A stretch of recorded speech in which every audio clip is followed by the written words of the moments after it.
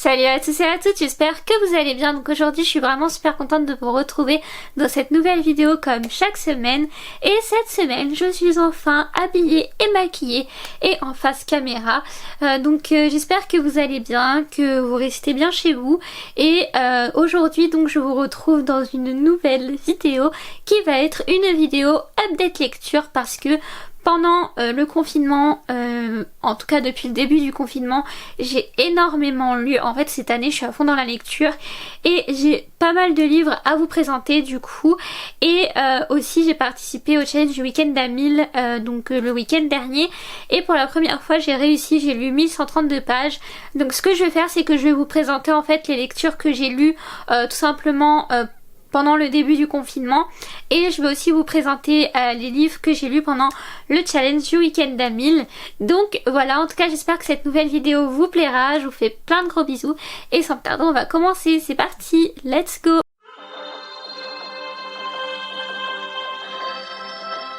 Alors tout d'abord j'ai lu ce livre là, donc c'est Au-delà des étoiles, le tome 1 de Bess Revis aux éditions Pocket Jeunesse. C'est un livre que j'avais dans ma palle depuis hyper longtemps et qui me tentait trop et franchement j'ai eu un véritable coup de cœur pour ce livre, je l'ai dévoré, il était génial. Si vous aimez les chroniques lunaires, je pense que c'est un livre qui peut vous plaire.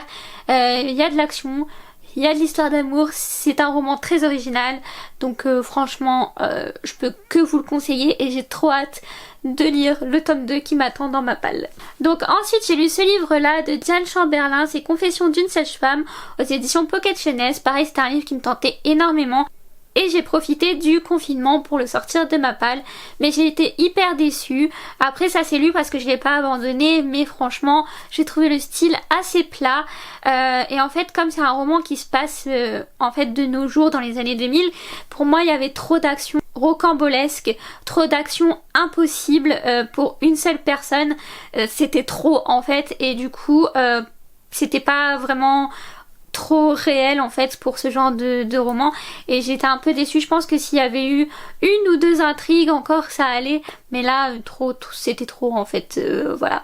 Mais je suis quand même contente de l'avoir sorti de ma palle. Ensuite j'ai lu un manga, ça faisait hyper longtemps que j'avais pas lu de manga, et j'ai lu de Ishiko Takano, Orange, le tome 2 aux éditions Akata. C'est l'un de mes mangas préférés, l'histoire est super originale, vraiment très émouvante et on s'attache vraiment très facilement aux personnages et j'ai trop hâte de lire la suite du manga. Et si ça vous intéresse, il y a 6 tomes et pour moi c'est un gros coup de cœur et ça faisait très longtemps que j'avais pas eu de coup de cœur comme ça en manga, mais franchement j'ai trop hâte de lire la suite et je vous le recommande si vous aimez la science-fiction et si vous aimez la romance. Ensuite j'ai lu la suite de Marianne, donc c'est l'épisode 2 Biscuits et Cèdre de Marie-Hélène Girard aux éditions Victor et Anaïs. Donc comme je vous l'ai dit, s'il y a des livres de ma maison d'édition qui me tentent, je ne me gênerai pas pour les lire et franchement j'adore la saga Marianne.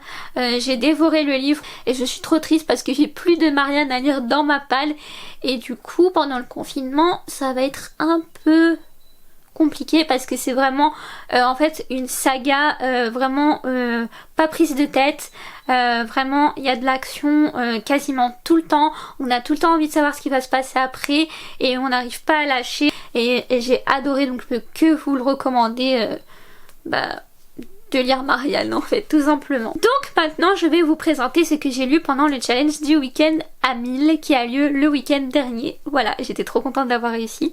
Donc n'hésitez pas à me dire dans les commentaires si vous voulez que je vous fasse une vidéo où je vous parle de comment en fait je m'organise pour le challenge. Donc voilà, ça pourrait faire une vidéo en plus sur la lecture. Donc n'hésitez pas à me dire tout ça dans les commentaires. Ce livre là, donc c'est les contes russes aux éditions Seuil Jeunesse. Donc en fait c'est un livre que je garde pour le challenge du week-end à 1000 parce que comme dedans il y a plein de contes en fait, ça permet de gratter des pages parce que pour le challenge on peut lire vraiment ce qu'on veut et donc c'est vraiment ultra pratique d'avoir ce genre de livre dans notre palle. Donc là j'ai lu L'oiseau de feu et aussi j'ai lu La princesse grenouille. Donc voilà, quand j'ai vu La princesse grenouille ça m'a intriguée parce que j'adore La princesse et la grenouille et je me suis dit c'est quoi la version russe de La princesse et la grenouille, et du coup j'ai voulu le lire. En plus plus de l'oiseau de feu. Alors j'ai adoré découvrir l'oiseau de feu et j'ai adoré découvrir donc la princesse grenouille. Les illustrations sont magnifiques et ça se lit hyper rapidement et l'oiseau de feu était vraiment raconté d'une façon très originale. Donc franchement j'ai beaucoup aimé, ça fait voyager, ça fait passer un très bon moment et je trouve que pour les enfants, si vous savez pas quoi leur acheter ou leur faire lire, ça c'est vraiment quelque chose de parfait pour leur faire découvrir d'autres cultures et passer un bon moment avec eux. Donc moi je peux que vous le recommander. Ensuite j'ai encore lu une autrice canadienne, j'ai même pas fait exprès, c'est Victoria Charlton, Gardez l'œil ouvert aux éditions L'Homme. Donc en fait ce sont plusieurs enquêtes qu'a écrit Victoria Charlton sur des faits réels. Donc c'est sur des disparitions en fait, donc voilà. Et il faut savoir que moi un jour j'avais regardé une émission, je crois que c'était Crime ou quelque chose comme ça. J'avais vu une émission sur la famille Méchineau qui avait disparu et ça m'avait vachement intriguée et depuis je suis super intriguée par les disparitions etc. Parce que je trouve ça juste énorme qu'on n'arrive pas de nos jours à retrouver des personnes disparues avec tout le matériel qu'on a en fait. Et du coup j'ai voulu acheter le livre de Victoria Charlton, c'est une youtubeuse que j'adore, c'est bien écrit et moi j'avais peur d'avoir peur parce que je suis une vraie trouillarde, parce que c'est vrai que dans ses vidéos il y a l'ambiance, mais là en fait elle a fait vraiment en sorte que ça se lise hyper facilement, c'était super bien écrit, il y avait du suspense, on avait envie de savoir la suite et enfin si la personne avait été retrouvée etc. Et moi j'avais peur d'avoir peur mais en fait elle rentre pas dans les détails etc. Du coup voilà ça fait que c'est moins flippant que dans ces vidéos. Mais en tout cas j'ai adoré lire les 2 nouvelles que j'ai lues. Donc franchement j'ai été étonnée mais en même temps non qu'elle parle de la famille Méchineau, mais du coup j'ai voulu lire ça en premier. Et j'ai aussi lu l'affaire de Lorraine Ran, donc voilà, franchement ça se lit très facilement, donc je pense que bientôt un de ces 4 je vais le lire d'une traite. Donc je pense que je ferai un avis plus global quand j'aurai fini de lire ce livre de Victoria Charlton dans une prochaine vidéo, mais en tout cas si vous aimez tout ce qui est émission style crime etc, je vous mettrai en lien dans la barre d'infos la chaîne de Victoria Charlton. Moi c'est une youtubeuse que j'adore et là il y a sa photo, donc voilà, dites moi dans les commentaires si vous connaissez Victoria Charlton. Pendant le challenge j'ai lu le tome 3 de Orange, donc j'ai lu en version PDF et encore une fois j'ai adoré. Pour moi c'est vraiment un manga génial que je vous recommande à 100%. Ensuite j'ai lu 2 mangas, donc j'ai lu Le Destin de Belle et Le Destin de la Bête aux éditions Nobi Nobi, donc voilà c'est la collection Disney. Et franchement si vous aimez La Belle et la Bête je vous les recommande, on passe un très bon moment, les dessins sont très matures, pas du tout enfantins et La Belle et la Bête c'est toujours un classique Disney assez émouvant. Donc si vous aimez les mangas je vous recommande cette duologie. Donc faut savoir que là vous avez le point de vue de Belle et là vous avez le point de vue de la Bête, mais c'est très différent, ils ont essayé vraiment de pas faire du copier-coller et ça j'apprécie vraiment beaucoup. J'ai lu aussi pendant le challenge du week-end à 1000 la suite de Marianne, donc le tome 3 Café et Burger de Marie-Hélène Gérard aux éditions Victoria Anaïs et le tome 4 Poire et Abricot de Marie-Hélène Gérard aux éditions Victoria Anaïs. Je vous ai dit j'adore cette saga et le tome 4 qui est ici était un peu plus sérieux que les autres tomes. Les autres tomes c'était tout mignon, tout romantique etc.